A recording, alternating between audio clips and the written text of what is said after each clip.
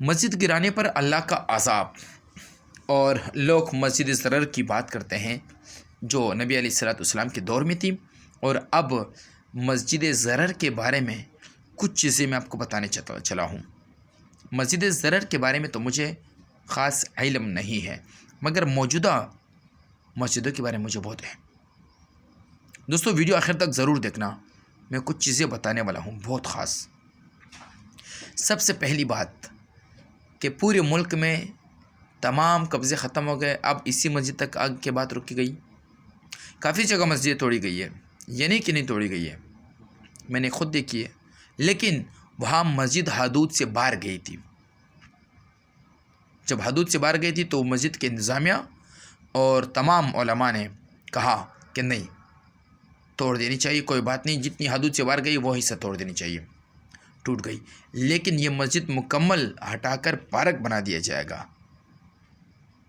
اور اب یہاں پر ایک اور بات ہوگی، مسلمانوں ہمیں ایک ہونا پڑے گا، ہمیں شیعہ، سنی، بریلوی، دیوبندی، وہابی، الحدیث، فلانا فلانا سے نکلنا ہوگا، ہم ایک پیج پہ آنا ہوگا۔ رب ذوالجلال کی قسم کہ ایک پیج پہ آنے کے بعد سارے فیصلے ہمارے ہوں گے۔ ہم جمہوری ملک میں تو رہتے ہیں، لیکن جمہوری جیسا عمل ہم لوگوں میں نہیں ہے، ہم لوگوں میں نہیں ہے۔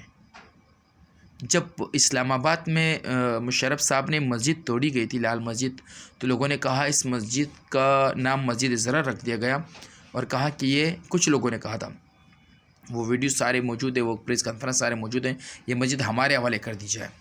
تو اس میں دو مسلکوں کا تناؤ ہوا، لیکن بڑا تو نہیں، شکر الحمدللہ۔ لیکن آج بات یہاں تک آ رکی ہے کہ آج جن مسلک کا مسجد ہے، دیگر مسالک والے آرام سے بیٹھے ہیں، ان کو لینے دینے ہی نہیں ہے، ہمارا کیا کام؟ دوستو میں یہ اس لیے کہہ رہا ہوں کہ میرا مقصد ذاتی طور پر یہ ہے کہ ایک پیج پر آنے کا، کہ پھر کل تمہاری توڑی جائے گی تو پھر ہم لوگ بیٹھے رہیں گے، پھر فلانا کی توڑی جائے گی پھر دیگر دیکھتے رہیں گے۔ اسی طرح ہم لوگوں کا جو پوری دنیا میں مسلمانوں کا جو حشر ہے، یہ سب سے پہلے اسی بنیاد پر ہے کہ میرا کام فٹ ہے، میرا قوم آباد ہے، میرا ملک ٹائٹ ہے، کاروبار ہے، بزنس ہے، کمیونٹی، سب کچھ ہے۔ مجھے کشمیر و فلسطین سے کیا لینا دینا، مجھے برما و شام و عراق سے کیا لینا دینا، افغانستان سے کیا لینا دینا، مجھے ویتنام فلانا و فلانا سے کیا لینا دینا مجھے؟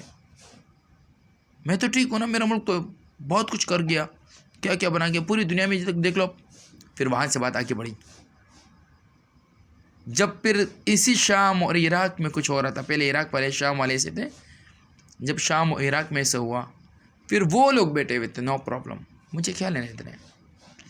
اب دوستو بات اتنی بڑھ گئی کہ پوری دنیا کے مسلمانوں کی کوئی حیثیت نہیں اسلامک اسٹیٹ کے متعلق۔ آج یہاں تک بات آ کے رکی ہے کہ ایک ملک میں بھی اتنے مسلکیں اور اتنے فرقے اور اتنے قومیں بن گئی، چاہے وہ اسلامک کنٹری ہو یا دیگر، اتنی مسلمانوں میں فرقے بن گئے ہیں کہ یہاں تک کہ ان فرقوں میں بٹ کر اپنی مفاد دیکھتے ہیں۔ تو ہم اپنے ملک میں اپنی مفاد اور اپنی گھر میں اپنا مفاد اپنے بھائی کے ساتھ، اور تو یہاں سے اب سسٹم گھر سے لے کر پورے نبی علیہ السلام کے دین تک اور دین کے اعلیٰ مذہب تک، تو اب سوچو کتنے فاصلے آتے ہوں گے۔